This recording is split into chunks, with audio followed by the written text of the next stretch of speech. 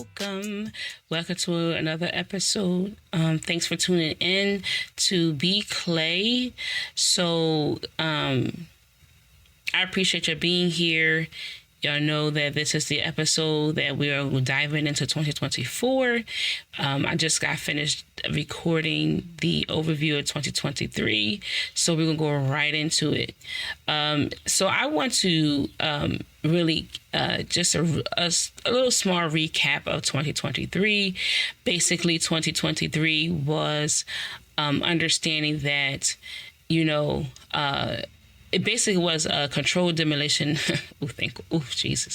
of my false identity, right? 2023 really was me a demolition, okay, of my false identity of who I thought Elisa was. I literally had to ask the question, who is Elisa? And let me speak on the fact that as I'm looking back, and I hope and pray that you guys are really, this is helping you guys, because again, when I hear about, I'm thinking a little bit more now to some degree, but when people talk about they healed and some things, you don't always get the raw truth of what, like where, the beginnings and the ends and the middle parts of, even the thought patterns. And I can't even really articulate every thought pattern that was going through me for real. I've been trying to find the words, but it's not working.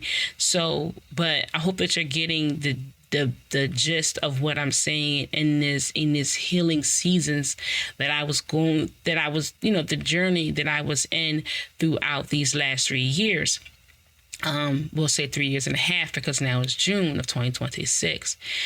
So understanding, first I had to understand in 2023 that there's level to this, but what I did not really understand was there was levels to not just the healing as a whole, but there was levels to each part of who I am that makes up this whole person. So I had to be healing in the part of the person of Elisa and her personality, her identity, and then there was healing in my relationships, right? The position I hold in each part of the relationship. Then I had to heal in my calling as a woman of God. Like had to be healing in each part, and it could not be done at the same time. And there was different levels to even that, every area. And so I'm saying that because as I'm looking back, I'm realizing that especially within that latter part of each year, and where I was and the extensive, process that I was going through, or, that it really prepared me immediately for the next level of my healing beginning that January, okay? And I'm saying that because in this end of the 2023, and I told you December 31st is when the Lord said to me, because for some reason I thought since I don't know who this person is, you must don't know who this person is either. And I was struggling with the identity of who I am, not just who I am with my identity as far as in my natural sense, but my identity and the calling that God actually have on my life. Like I literally was sitting up here like, no, God, I'm not this person anymore. I'm not as here. I'm just one who just laid back and this and the other. And the Lord would say, by all means, no, you're not. That's not who I created you to be. I'm like, I didn't create you to be that. And I'm like, yes, you did. Right. So, I told you every area I was up here back and forth for God, like that's not who I am. And so there were things that was going on, things that he was showing me that I was just like, no, okay, like that's not really you talking. So I don't know what you're talking about. And that's why he literally had to tell me, Elisa, I do hear you. That, even the prayers that you pray for your mother, that's because I heard your prayers. And not saying that no one else didn't pray. That's not what I'm saying. But what I'm saying is he was just letting me know that he heard me specifically as well. And so, And so now we're starting in January. Now we're in January, and I told y'all that January is my mother's consecration. So I'm consecrating. And in this month of consecration, the Lord was like, all right, Lisa, it's going to be a lot. basically. And let's it's going to be something. But again, we went through an extensive healing and process of demolition of who I thought I was in 2023, which we are testing it literally, like from day one of January of 2024. And I actually really had to relearn his voice. And so he was like, by him saying what he said to me on December 31st, okay, now I understand this is his real voice. We cried, we boo-hooed, we kept it moving, and okay, here we are. So he like, all right, Lisa, I'm letting you know that, okay, we in here. So January was me relearning his voice. Okay, Elisa, stop fighting that. This, God don't hear you. This, He's not really talking to you. All these different things. Because now we're dealing with not just my identity, but my identity and my calling, like who I really am in God. And so there was a lot of things that he was showing me and he was saying, and even the relationships. This is why I had you go through this. This I had you go through that to catapult you, to prepare you for this part. And it was something that happened, and after my, Jesus God, right after my their consecration, bam, boom, something happened. I'm like, oh no, wait a minute. Here we go again. The Lord said, that's not what we do. Remember, we throwing that old part. So that's going. Don't you even dare get to that point. Okay, fine. So I didn't. He gave me specific instructions. I followed those instructions. And it wasn't easy because at this time, remember I told you that you'll have to have someone there to help you through this process. Try to do this alone. It's not that easy. Okay. Find someone. And, for those who are in God, ask him, God, please show me who I have. He may have been showing you and you ain't been listening, but who you have that's going to help you through this healing process, because they're going to push you. They're going to be like your lifeline. And so I was disconnected at this point from a lifeline, and I was a little scared because I'm like, wait a minute. And here I go again, people leaving me. They say things. Seems like, no one left you. It's just that you're just going to be separate for a little bit. But you're going to reconnect. And so I'm like, okay, God. So I was waiting for the reconnection of my lifeline because this is a lot. And so I'm waiting. And as I'm waiting, and then eventually we reconnected. We reconnected in the middle of February. Okay, so now we're in February. We reconnected. And I gotta catch them all up of everything that's happened so far and everything else. Here we are. So now I'm good. I'm like, our God, we good. Like, because I wasn't in that place of like, oh my God, like where I was fighting him and scared. Now it's like, okay, I'm understanding that that old me of who I thought I was really came from this person, that person, or this happened and that happened, my dad leaving, all these different things. Okay, so now I'm ready. I'm ready to move. I'm ready to really, because I always wanted that God to get the return on his investment. I know that he put a lot in me and I was ready. I wanted to finally carry it out. I didn't want to continue to be a potential. People look at me, oh my God, God got a great call in your life. And everybody keeps saying that. And I know it, but I wasn't walking in it. And I was tired of not walking in it. And I can't walk in it with all this stuff and baggage. So I'm like, all right, God, we cleaned up enough that I can at least do something. Maybe not go into it until totality, but enough where I'm still walking in some way from where I am now. And God said, yeah, you are. You're going to do it. You're going to start doing some things this year. But I need to let you know, everything you put your hands to this year is going to fail. It's designed for you to fail. What? Come on, God. I already feel like a failure. Like that's one of the biggest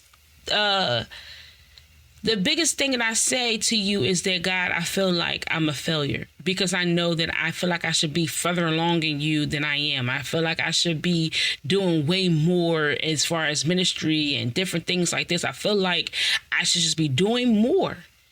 And now you telling me that I'm going to fail on purpose? Like, what is this?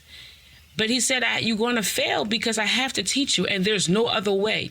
So it's like basically in school, you ever take a test and you fail or the whole class fail. And so now you get the teacher, y'all go through a whole class of each problem and what's the real problem. And now you got this cheat sheet and you go and take the test again. But you don't just take the test.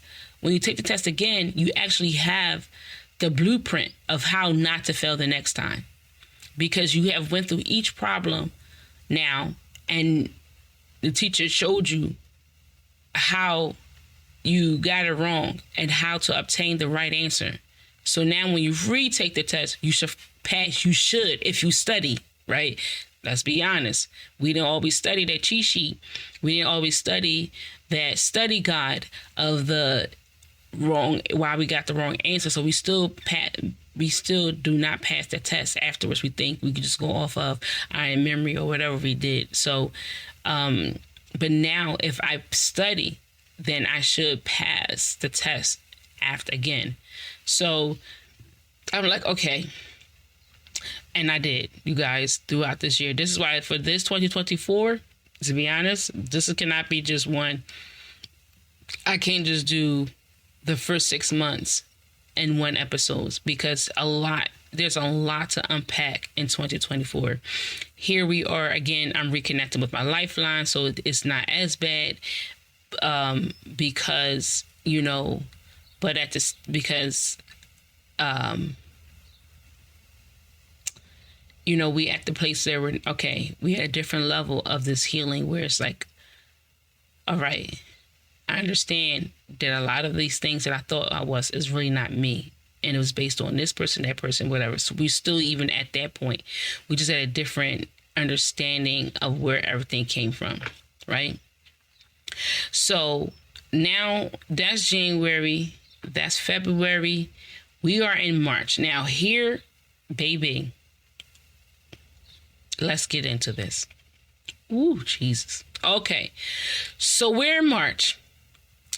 And, it's not bad in the beginning of March. But this is, wow, isn't that something? The third month changed my life. I think it's like really end of March or April. To be honest with you, I'm not really trying to think. It's around this time frame. But with all that being said, this changed my life for sure. I'm telling you right now. So now before I start, let me tell you something. Be Simone and Megan Ashley. If y'all ever hear this, which I don't know if it's ever gets to your ears, but if you do, if it somehow falls on your lap or in your little feed or whatever the case may be, and you hear me, I want you to absolutely know that I love you guys so much, and I'm telling you, I love you guys, okay? I love you guys. I love for sure. And I understand the separation and all of these things. And I'm not really going to get into that. But I love you guys. And I thank God for you guys. And I'm just continuing to pray that God continue to use you and that you continue to go, in him like never before, each and every single day. And yes, and to God be the glory. Now, let's talk about this. Now, I love Know For Sure because I love B. Simone and Megan Ashley. I love them two together. I love their, one thing I loved about Know For Sure, the Know For Sure podcast was their, what's her looking for? Their friendship. I did like how, I just love their podcast because I don't know how they articulate, but it just was different than any other podcast.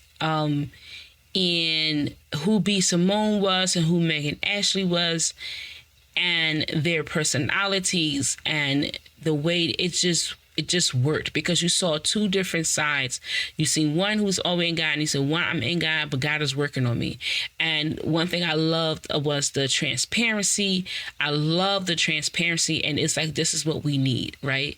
We need transparency, and that's what I loved. Like, I'm not all the way there, but we're trying to get there, and it is what it is, right? This is who I am, but God is really working. And even since they've been doing their solo things, I'm seeing the difference, even how God is dealing with both of them. And I love both of them. Okay. So here we are where I used to always do, watch No For Sure. But after a while, life getting away, and you gotta go back to the old episodes because you are so far behind, right? And so I'm binging No For Sure on YouTube. One day I'm binging No For Sure on YouTube, and I know these are old ones, but it's okay. But I have to, binge on it. And my daughter comes in. It was like, yeah, they broke up. Who broke up? Like, I'm definitely late. I don't know how I even see nothing on my feeds or nothing like that. But I'm very late to this party. I'm like, what are you talking about? Like, who broke up? And she was like, yeah, they broke up. I'm like, what? So now I had to stop that episode, right? I don't remember what episode I actually was watching, but I had to stop that episode and try to figure out what in the world has happened to these are my girls. Like, what's happened? And I go, so now I was watching YouTube, but now I have to go to YouTube University, right? Even though it's the same thing, but now we at YouTube University. And I look up, Megan's, B. Simone and breakup, and all these videos popped up. And there's one particular person that came up that I watched as they, and this was God. I tell you, God he be literally like he literally be basically setting you up. Okay. He literally be setting you up. So this is, what is it? Big Black Book. Yeah. So little Black Book. Okay. There it goes. So this is a YouTuber. The channel is called Little Black Book. And this episode, no, I'm sorry. This YouTuber, first of all, although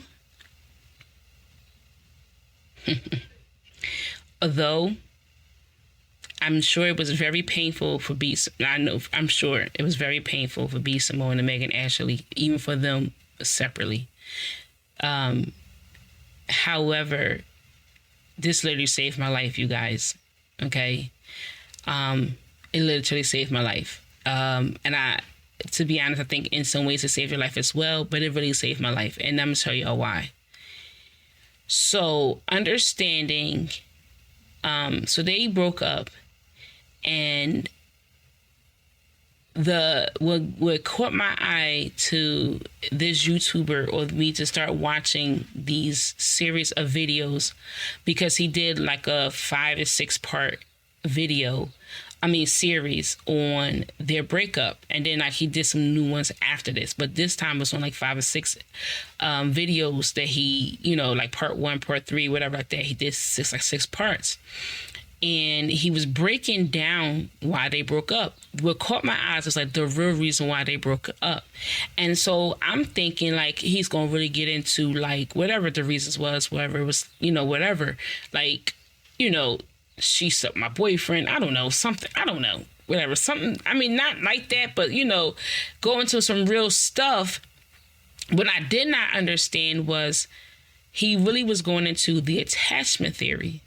And this attachment theory, that when he was really breaking down of these attachment theories, I saw myself.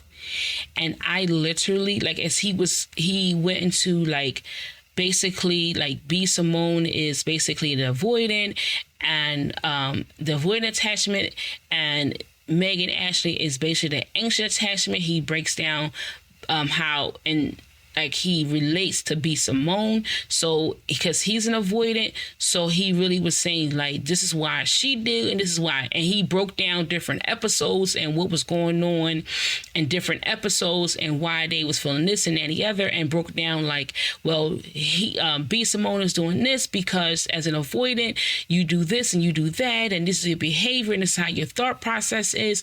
But then as Megan Ashley, who's the anxious attachment, this is your thought process, and they maybe not understanding who they are. So this is what made it happen, because usually, although the avoidant and the anxious are basically are the opposite of each other, they find each other in the same like in multiple relationships. Like always find each other in a relationship. The avoidant always find themselves in a relationship with the anxious. And in reality, unless you're I guess strong,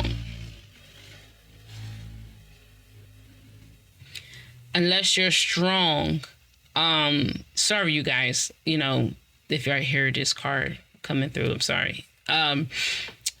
Unless you're strong enough, it's going to take a lot of work if you want the relationship to work most times. But in reality, and this is not just from what he was saying, but as what he was saying, and then I went and did some more research, then the anxious and avoidant, they actually usually destroy each other, right? So let's back up, okay? So, I'm telling you, I don't want to cry, but I bawled. When I tell you that I bawled. I was listening and he was just explaining. I think I listened to like three parts. I think I was able to listen to 3 parts and I bawled because literally the first one that I watched, I believe, was part 3. I actually had to go find part 1 and 2 and then come back to part 3 so that I can, as I was going in order. And I'm telling you, I bawled. I went to sleep crying. I woke up crying. I went to work crying. I wiped my eyes, went back into my car crying. Like I was just crying for a whole day. Then I came home. I listened to part 4, 5, and 6 or whatever how many was left in the series. I was just bawling. But the tears were like, oh my God, I did not believe, like it really hit me. I really understood that this is why I'm like this. This is like, remember we talked about the demolition of the fear, the false identity. But now I'm understanding where this come from. Like why I was thinking the way I was thinking, the thought process and everything because of these attachments. And so it was like, oh my God. Then I realized that there's something called secure attachment. And I was just like, because I dive deep now. Now I'm in youth university. Now I know what to look for. Now I know what to try to whatever. And I just found other people that was showing me and telling me, all the attachment theories, not just the anxious and avoidant, but then I learned that it's actually another one called disorganized, which I am.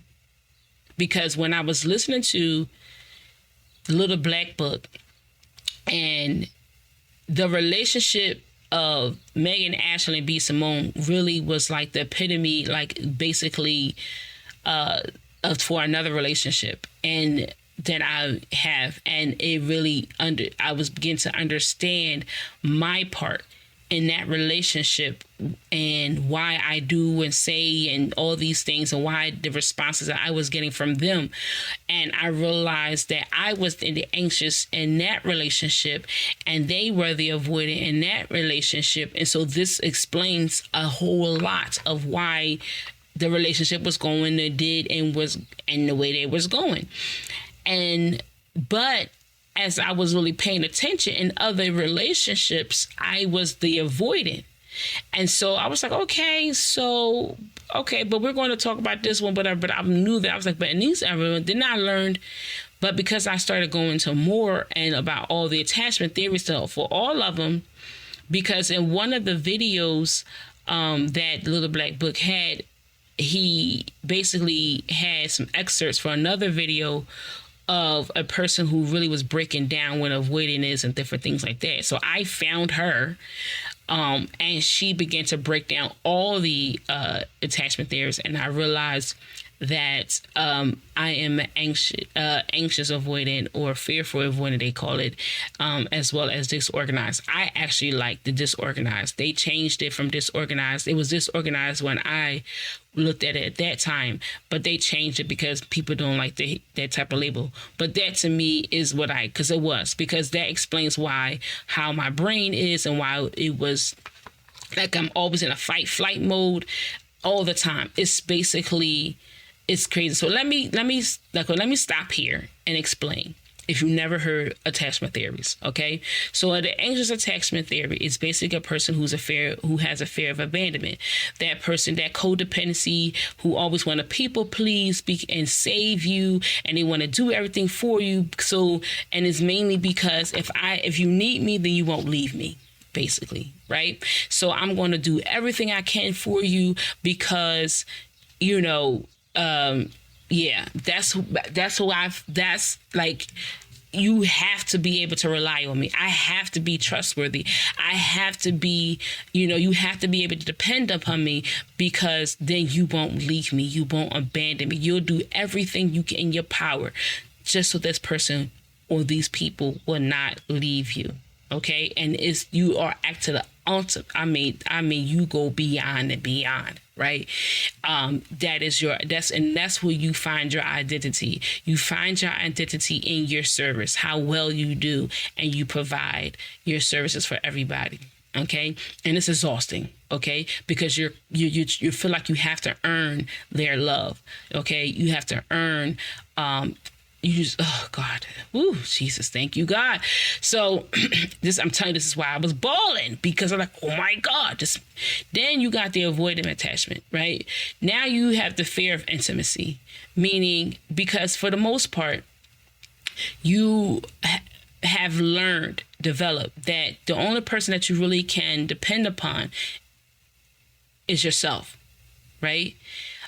So you have this mentality that I'm going to leave you first, or I'm going to push you away first so that you won't basically abandon me. I'm already safe. And you just basically hiding to survive, right? Like I'm the only safe choice. I'm the only safe person. So if somebody try to get too close, you're like, wait a minute, hold the phone. Like, no. And then you start to back up, right? And the way I did this, what I was doing was, and I'm gonna really get into this, but it was more so like I have to savor. I will leave first. Like I will back up. And I'm telling you, if you really know me, if people really know me, and if you really pay attention, you will realize, okay, in my relationship with her, this explains why she did this, she did that. Because, and sometimes at one point, I'm like, yeah, let's go, let's be, yeah, all right.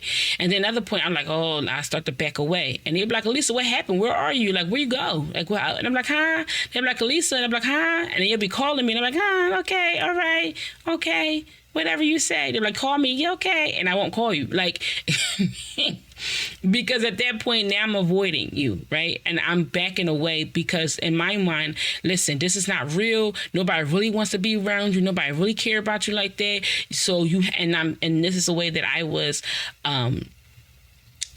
basically protecting myself, and it's like, so I'm gonna leave you before you leave me.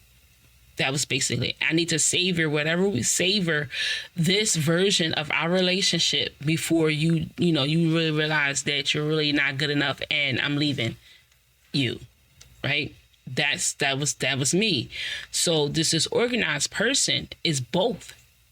It's basically both. And at the same time, it's exhausting. God. Basically having both your feet on the gas and the brake at the same time, like every day. So I crave closeness, but then closeness feels terrifying. So I just go into this very emotional, constant overload all the time, like literally all the time. So it's exhausting. So I was learning. I did a deep dive. I'm telling you, I did a deep dive. Now, my sister, she was a psychologist, and I called her, like, girl, did you know about da da da da da? And she was like, yeah, I learned about it in class. I was like, are you serious? Like, you learned about this and you still here? Like, what's wrong with you? Like, I mean, I know that was wrong probably, but we know by now that's just who I am. I was like, I'm up here bawling in tears. Like, I can't stay here. Like, I gotta be secure tomorrow. Like, I need to be secure like yesterday. Like, when I tell you to save my life, I was like, I got it now. This was like April, because I'm running around here. Like, I'm telling everybody, like, I got it now. I got it now. Like, I get it. I get it. Like, I'm understanding where I am. I'm understanding what's my behaviors. I'm understanding where it comes from, the root of it, and this, that, and the other. And we got to get secure by tomorrow. I literally, actually, the reason why eventually I did a podcast, but because at first I really wanted to do, because I already had a YouTube channel started a while ago. We got 1 episode, 2 episodes, whatever you want to call it. And then I never finished it. I actually recorded a lot of content. We never edited and never uploaded it. So I started this YouTube channel around like, I don't know, 2018 or something like that. So, or something like that, or 2020. Whatever. I started it. We got content. We never uploaded. So now I'm going to go back to my YouTube channel, and I'm going to, because I wanted to give the journey of understanding these attachment theories and how to be, because my journey of how to be secure in God. Right? Like, we're going to get secure, but we're going to get secure in Him. Because understanding, and actually, Little Black Book, one of the parts, I can't tell you which part right now, we're not going to lie. So in one of the parts, he really, because now we have to understand that Know For Sure, who don't know B. Simone and Megan Ashley, and Know For Sure, they both had 2 different podcasts, and I still listen to both of them. I love both podcasts. I love it. I love both of them. So, and at this point, did she start hers already when I was in this? Did she already start her podcast? I think she, right? She started her podcast already. Yes, I think she started her podcast already. I think.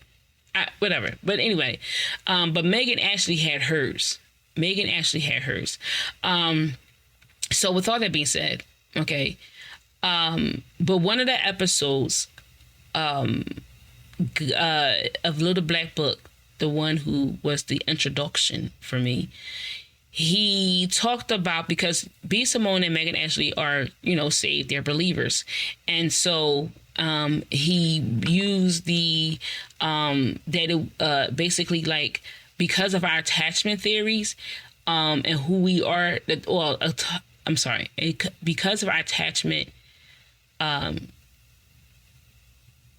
style, right? The attachment that we have, it affects our relationship with God.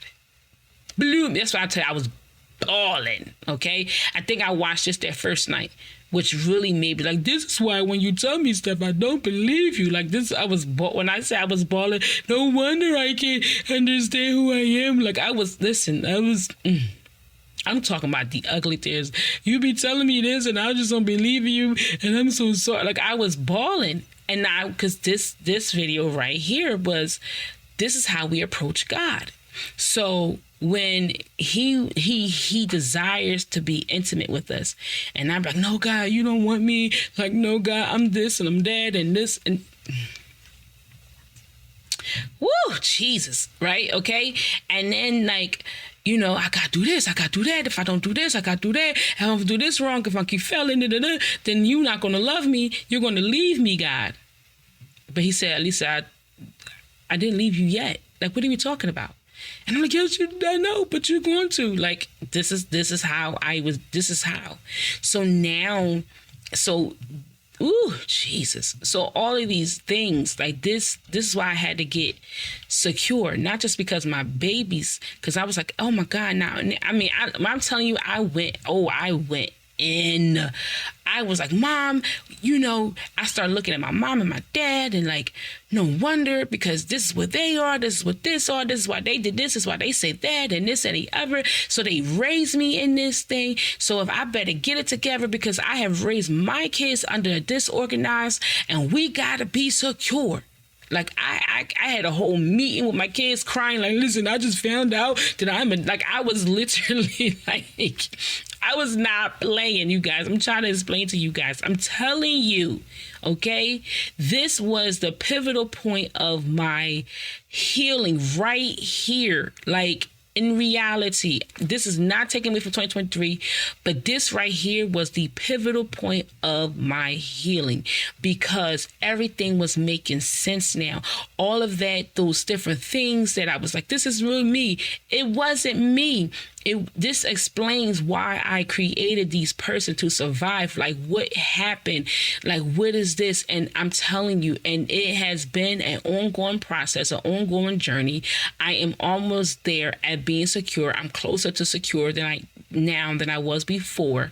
And so, but yeah, that's the first thing was I was supposed to do a YouTube channel. In my YouTube channel, I was supposed to do my journey of how to become secure in God, because there's a lot of videos of what is attachment theory, was it avoidant, how to there was many videos I'm sorry, you guys. My computer is dying.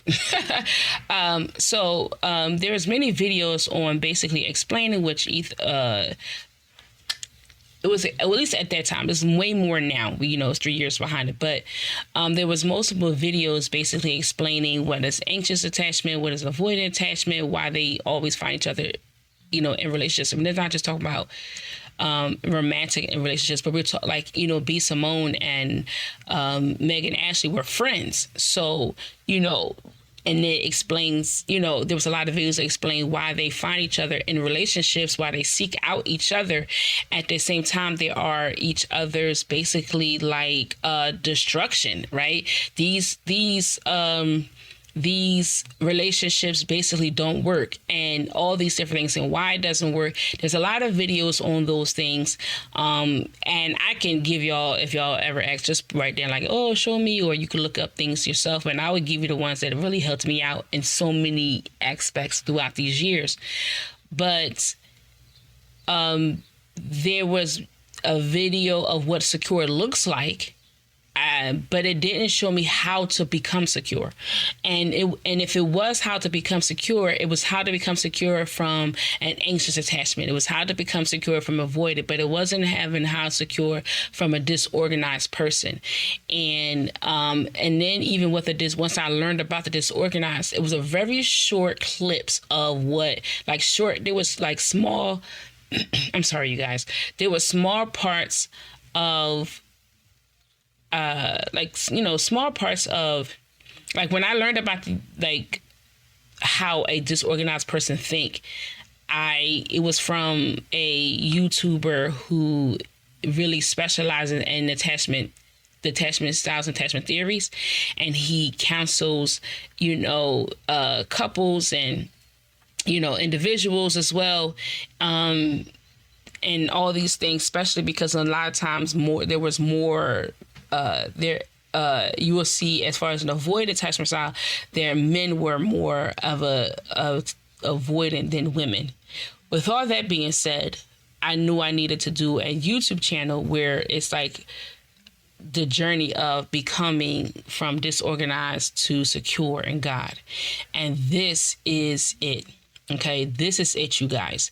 This is the pivotal part. Okay, this is the pivotal part of my journey, because it was life-changing to me. I'm telling you, everyone knows me. I'm running around telling them, like I said, I went to my mama, like, Mama, I'm a disorganized, and and this, I'm not blaming you. It is what it is. And I got it from you. And I don't know. I'm sure that I probably hurt her feelings, and I get that, and I'm sorry, but it was just that, listen, at the end of the day, we have to understand, when we are not healed, as parents, we really we are, where do you think the kids get things from? Let me tell you something. My daughter, she tells me she's not going to prom. I'll get to that another time. But long story short, she tells me, oh, I don't want to go to prom because I'm being petty. Baby, please, where you think you got pettiness from? Me. I'm the master of petty. I tell you that. Every day I tell everybody, I'm petty. I'm not that nice. And I'm petty, okay? And she knows that I'm petty. Where do you think you get that from? We look and we understand that our kids get things from us, but we don't understand that they get the bad things from us. Like, we don't want to really admit to ourselves that they also get insecurities from us, that we pass those down to them, that we pass down anxieties to them. Like, we don't want to really admit that, but we do. We do. They learn this stuff from us. So I wasn't trying to, and I believe that she understood that. It was just that I've been struggling here. No one, not one person. No, I'm sorry. That's not lie. There was a person. There was people. And one main person, my lifeline. But for the most part, majority of people, I would say 99% of people in my life did not literally pay attention to me enough to realize how much I was struggling. It was, Elisa, be here for me. Do this for me. And even if they saw me struggle, okay, that's nice, but still be here for me. No one understood that I was literally tormented in my mind day in and day out. You're talking about exhaustion. I'm talking about feeling depleted. I'm talking about the agony, the pain, the torment, the defeat, like feeling defeated every day in and out. And I was going to church and I was getting, I have the moments where I'm on the floor and I'll come back like, okay, it's this time. And then I come back defeated. Why? This was it. This part right here was like, oh my God, that's what you was trying to tell me, God. That's what you was trying to show me. I didn't understand it. It was like, it was a eye opener. It's like, oh my God, like ding, ding, ding. Like literally, I felt like the light bulb, when they, in cartoons or whatever, you see the light bulb, like ding, like whatever. It went off because I was like, oh my God. So now I know how to approach you, God, and through this healing. Now I know how to come to you and approach you in prayer. God, I need help with this part. I need help with that part. This is where it came from. This is what this. Baby, we was ready. Now, we were ready. It wasn't easy, but we were ready. I had a different approach to my healing even at that moment because like that May, every May I go, to the bowling tournament thing, and we went to Chicago, and it was going to be, and even then, I'm telling you, because I went to Chicago, and again, we're going to come back to this because, again, like I told you, this is going to be like different parts, but multiple parts. We was in Chicago, and so at this point, everyone that knows me knew we about to be secure. So I knew that I had to go through little tests, little things in order for me to get secure. I knew that. And I was welcoming it. I was welcoming all these things because they had to challenge those core values, core wounds, the core wounds. It had to challenge those core wounds. And I didn't even understand the core wounds part yet. Actually, to be honest with you, I didn't really understand the core wounds until 2025. We'll get into that. But it had to challenge the roots of my behaviors, of why I think the way I think, the why I move the way I think, the way I, when I think that little old me part, and keep myself in this one bubble and go into the shell. Like I will come out and then I'm like, yay. And then I'll go right back into a shell. Like I was telling my pastor, like, yeah. She's like, and people been asking me like, Elisa, what is it? Why you keep going to the shell? Like, what's going on? Again, this is it. This is why. Like, this explain my shell. It is where I hide and I find safety, and because at least you're the only one that no one else understands you, and no one don't understand, and I wish I can explain to you, but I can't. Like, I'm telling you guys, this right here was it. It was it for me because of the fact that, what I'm trying to say, this was it just because of the fact that not just my natural relationships in my romantic relationships or friendships and family relationships, but the main relationship that means the most to me, and it's with God. Because I would sit there and my God would tell me things. My Father, my Abba, my source would tell me how much he loves me, tell me how much he cares for me, and I can't receive it. Why? Because my other father didn't. This and the other. Even the fact that I'm the one who pours into everybody, and it's not that many people that really can pour into me. It's literally literally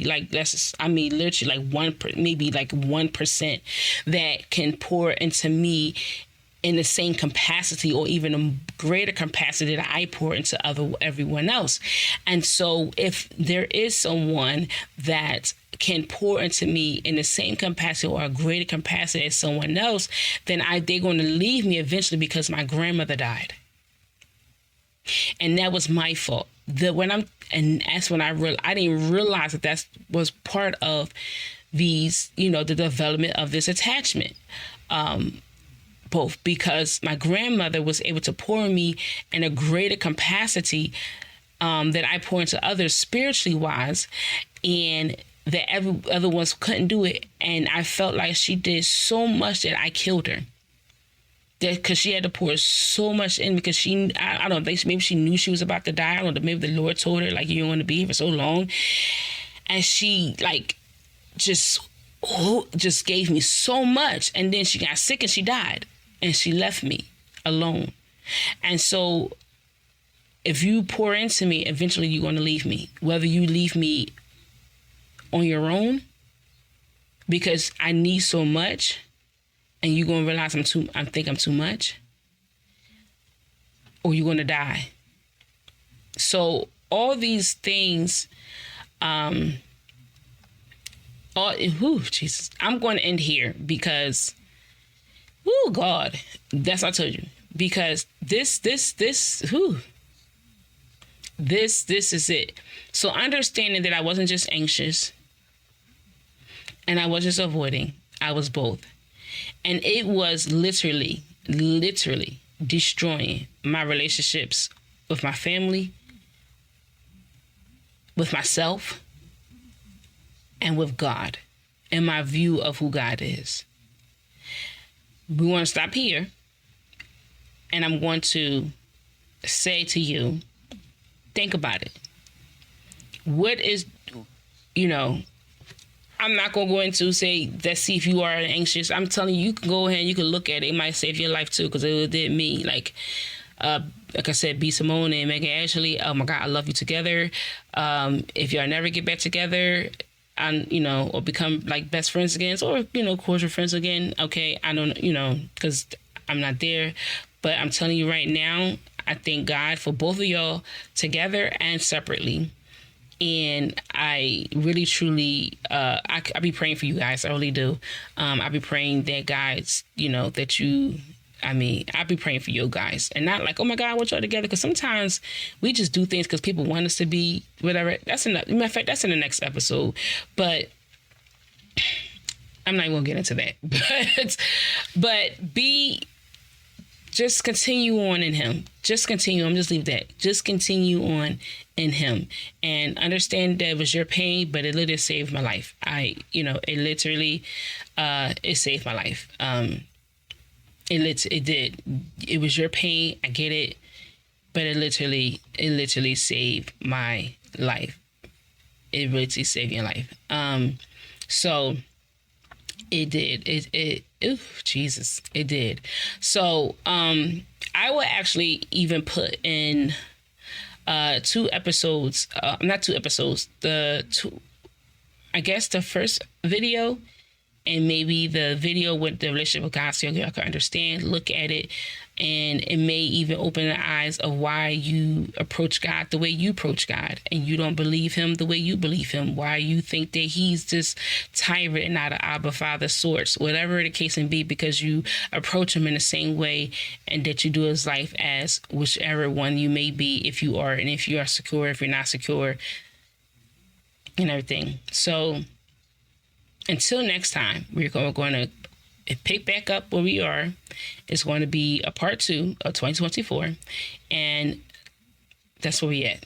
So understand that you are loved, not just a little, but greatly. Not just today, but forever. Not just by some, but by the one who created you in his love. And he is not the only one. We love you unconditionally, and there's nothing, absolutely nothing that you can do to change that. See you later. You are the potter, so I am a big clay, big clay.